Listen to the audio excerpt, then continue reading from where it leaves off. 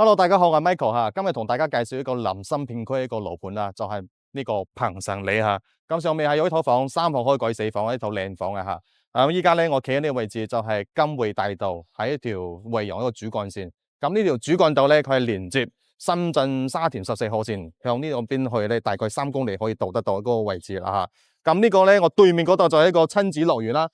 就係呢個好多成熟小區嘅業主喺度過去嗰度細蚊仔咧，星期六日到過去嗰邊玩啊嚇。咁呢個右邊呢個位置咧，就係接到嗰個惠陽個最中心嘅地區啦。佢嗰度有一座大樓咧，60層嘅，叫做一中心。咁樓下咧佢有天河商場啦，同埋三甲醫院、三和醫院啦，同埋有好多超市啦，好多吃喝玩樂嗰啲配套齊都有啦嚇，通都有啦。咁依家我哋望下先呢個公交車條路線係點可以從14號線地鐵站咧到呢個樓盤呢個位置啦。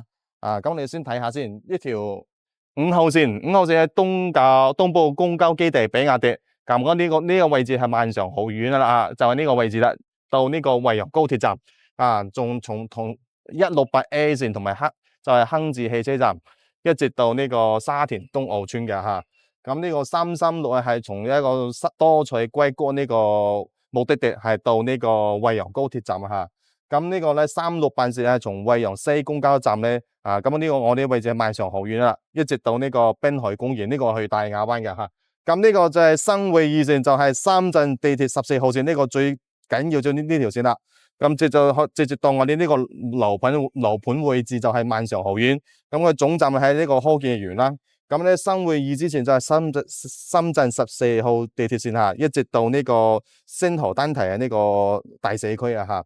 咁仲有呢條 M425呢條線咧，從沙田地鐵站咧，直到惠陽天虹商場，就係嗰棟最高嘅樓嗰度啦嚇。咁依家咧，我哋企呢個位置咧，可以睇得出非常之便利啊，吃喝玩樂都通都有嚇。咁我哋事不宜遲，入去花園望望先。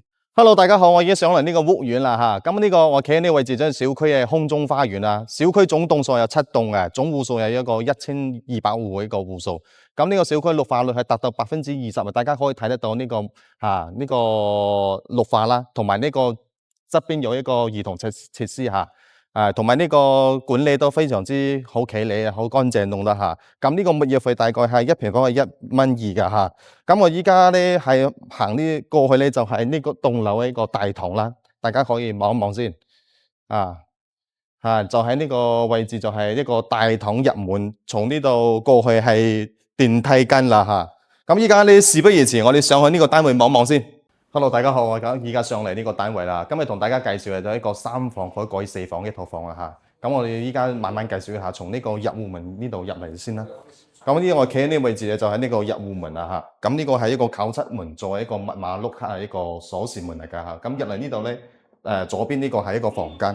咁呢度入嚟咧就係一個細嘅房間，大概有個5個平方度嘅一個面積嚇。咁呢個房間咧，佢做咗一個吊櫃啦嚇，可以放啲衫呢啲呢方呢啲櫃啦嚇。咁出嚟之後咧，就係呢個係一個入戶花園一個窗啦，一個落地窗。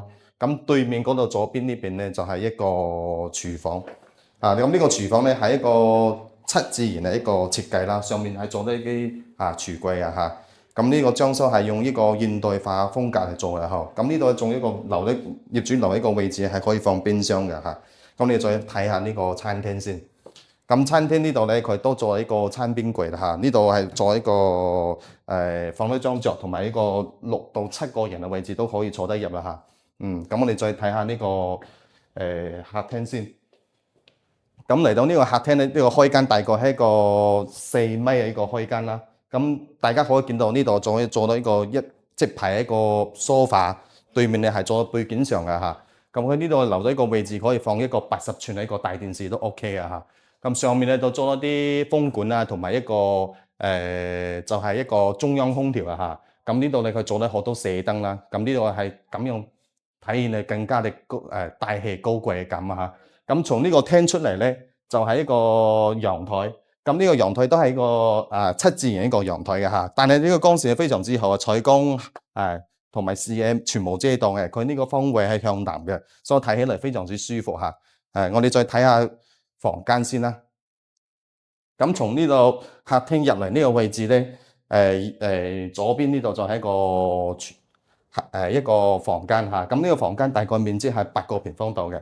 咁佢做到一個大嘅一個落地窗啦，同埋可以見到下低嘅花園嚇，好清楚啊，同埋呢個景色都好靚嚇。咁呢度做到一個梳妝台同埋咧一個衣櫃係連接喺一齊嚇。咁呢個放嘢咧收納就非常之方便啦嗬。咁你呢度再過呢個位置咧，就係另外一個房間啦。咁呢個房間面積大概都係七個平方度嘅嚇。咁依家係放咗一個1.5米嘅一個牆，同埋一個落地窗，對面都係一樣做一門到頂一個衣櫃嚇。啊，可以睇得到呢個顏色都係以灰白來搭配嚇，睇得非常之高貴大氣嘅嚇。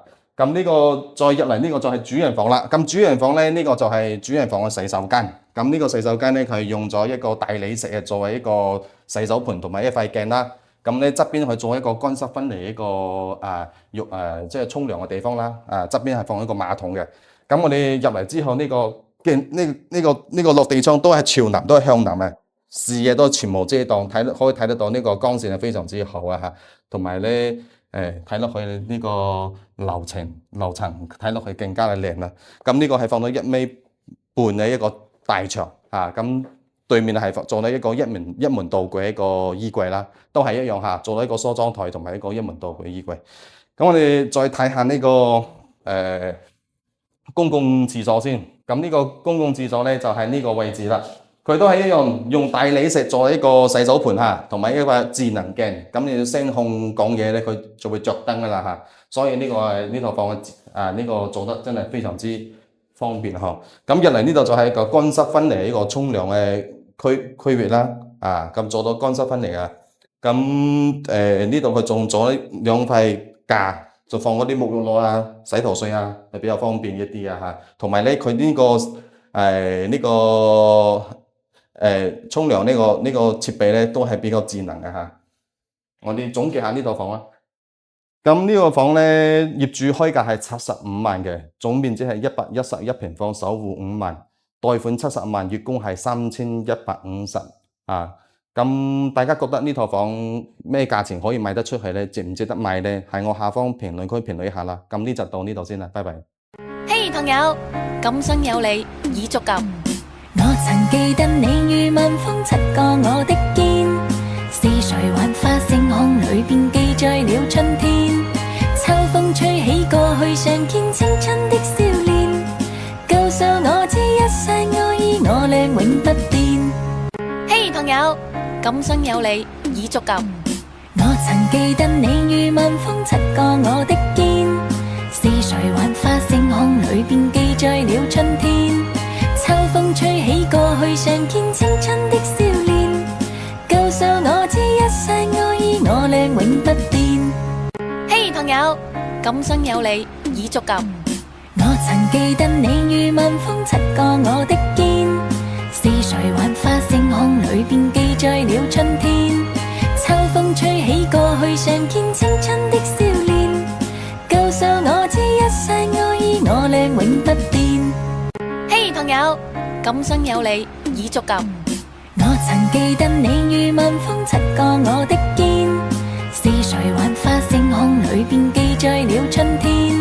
秋風吹起過去常見青春的少